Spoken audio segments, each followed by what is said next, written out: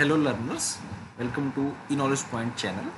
हमने previous video में learn किया कि पीएचपी को डेटाबेस से कनेक्ट कैसे करते हैं। तो PHP I and PDO and my स्क्वल, that is the old legacy system है माई स्क्वल को कनेक्ट करने का। अब राइट नाउ पीएचपी 7 से वो डिप्रिकेट हो गया है, तो हमने माई स्क्वल आई से पढ़ना स्टार्ट किया।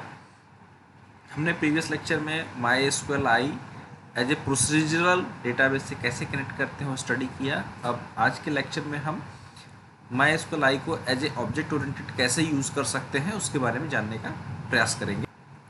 माई स्क्वल आई को as a object oriented use करने के लिए पहले सबसे पहले ये ध्यान देना है कि न्यू कीवर्ड का यूज़ किया जाता है। New keyword is use for create the object. अब माई स्क्वल आई यहाँ पे आपका फंक्शन होगा जिसमें सर्वर का नाम, यूज़र नेम, पासवर्ड।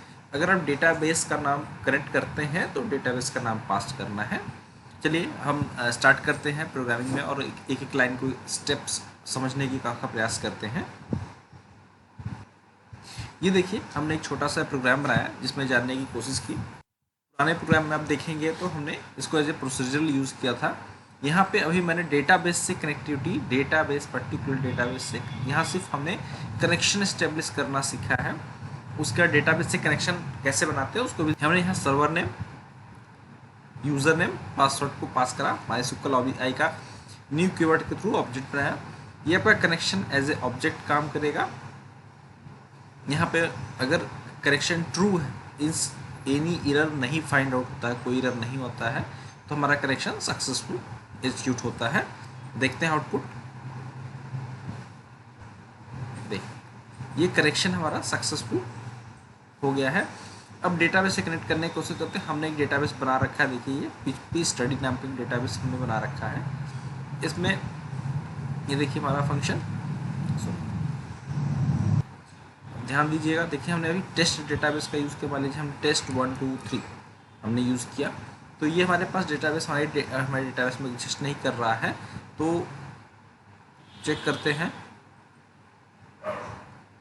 ये देखिए, इसने वार्निंग दिया कि टेस्ट 1 2 3 एग्जिस्ट नहीं करता है।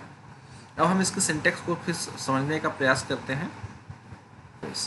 अब यहाँ पे कनेक्शन सक्सेसफुल इस्टेब्लिश हो जाएगा, तो डेटाबेस से कनेक्शन सक्सेसफुल।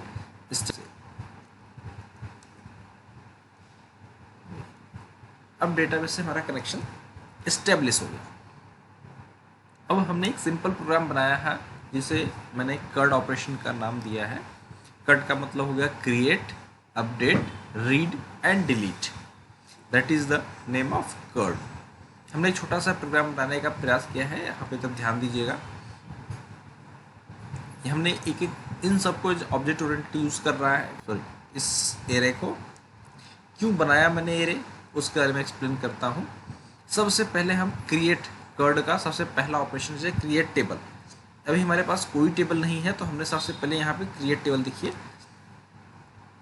ध्यान दीजिएगा। हम प्रोग्राम को फिर से समझने का प्रयास करते हैं। यहाँ से हमने कनेक्शन बनाने का प्रयास किया। यहाँ पे हमने पैरामीटर पास किए, यहाँ से हमने कनेक्शन बनाया। ठीक, अब यहाँ पे हमने कनेक्शन को चेक किया। अगर कनेक्शन कोई एरर नहीं है, हमने देखिए यहाँ पे नॉट इक्वल टू कर दिया। अभी तक हम इफ़ के बाहर चेक करते थे, इस बार हमने इफ़ के अंदर चेक किया। क्यों?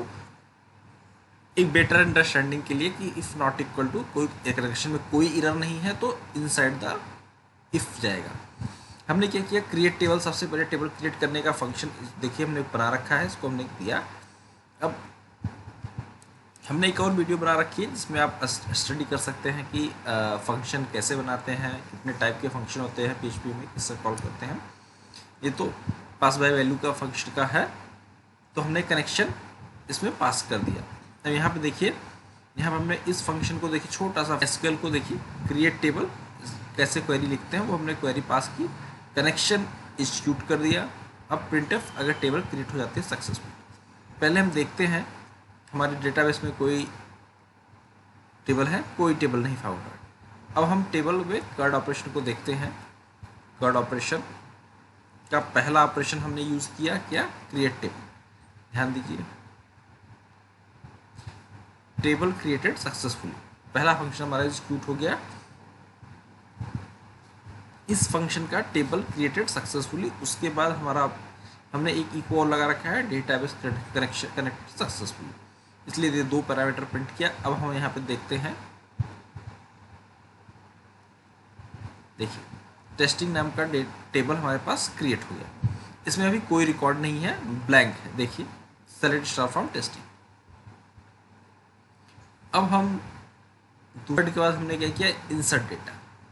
इंसर्ट डेटा इंसर्ट नहीं होगा तो हम रीड कैसे करेंगे, हमने इंसर्ट के लिए किया।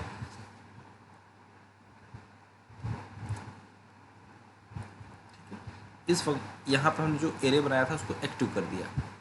इंसर्ट के लिए क्या ज़रूरत होगी, हमको करेक्शन एस्टेब्लिश करना होगा और दूसरा किस वैल्यू को इंसर्ट करना है। हमने इंसर्ट फंक्शन में पास किया, कनेक्शन बनाया, इंसर्ट डेटा पास कर दिया। यहाँ पे ध्यान से देखिए, insert into testing table title author created date.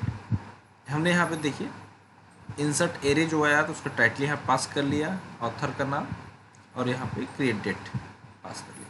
ठीक है, अब हम प्रोग्राम को एग्जीक्यूट कराते हैं, देखते हैं रिकॉर्ड क्या रिकॉर्ड इंसर्ट होता है। ठीक है, फिर से रिकॉर्ड इंसर्टेड सक्सेसफुली। हमने 2 बार प्रोग्राम रन कराया, ब्राउज करते हैं, 2 रिकॉर्ड इंसर्ट हो गए। ठीक है, ID1 ID2 हमारा सेकंड ऑपरेशन, सेकंड फंक्शन भी सक्सेसफुल हो गया। थर्ड ऑपरेशन फंक्शन यूज़ करते हैं अपडेट। अपडेट के लिए क्या, हमें किस बेस पे अपडेट करेंगे वो हमें चाहिए। हमने यहाँ फंक्शन किया, यहाँ पे ID किस मान लीजिए, ID हम 2 का, हमने ID2 की वैल्यू को चेंज करना है तो हमने ID2 पास कर दिया। अब ध्यान दीजिए यहाँ पे कुछ भी नाम रख देते हैं, हमने दिया, अभी आपने देखा ID1 और ID2 की दोनों की वैल्यू सेम है। यहाँ पे ध्यान दीजिए, ब्राउज करके देखते हैं, ये देखिए रिकॉर्ड अपडेट हो गया हमारा प्रॉपर। अब हम बात करते हैं रीड की। रीड करने के आपको हमने 4 मेथड बताए थे, MySQL fetch underscore array, MySQL fetch underscore row, MySQL fetch underscore object, MySQL fetch under assoc। हमने यहाँ पे देखिए लिखने का तरीका यही है, fetch under assoc यूज़ किया है। अब कनेक्शन से डेटा को रीड करते हैं।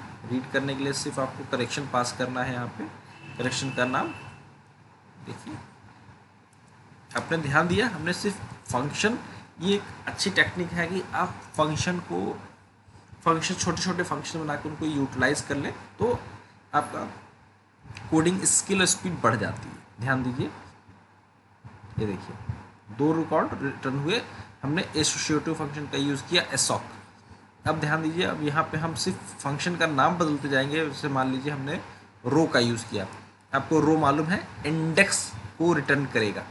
ठीक, इंडेक्स रिटर्न कर रहा, हमने क्या किया, ऑब्जेक्ट रिटर्न करेगा। एरे किया तो हमें इंडेक्स और एसोसिएटिव एरे का कॉम्बिनेशन रिटर्न करेगा, ये आपने देख लिया। ठीक है, तो हम यहाँ पे AWSOC देखिए आउटपुट आपके सामने है, यहाँ पे आपको समझ में आया। अब हम लास्ट फंक्शन का यूज़ करने चाहते हैं, डिलीट का।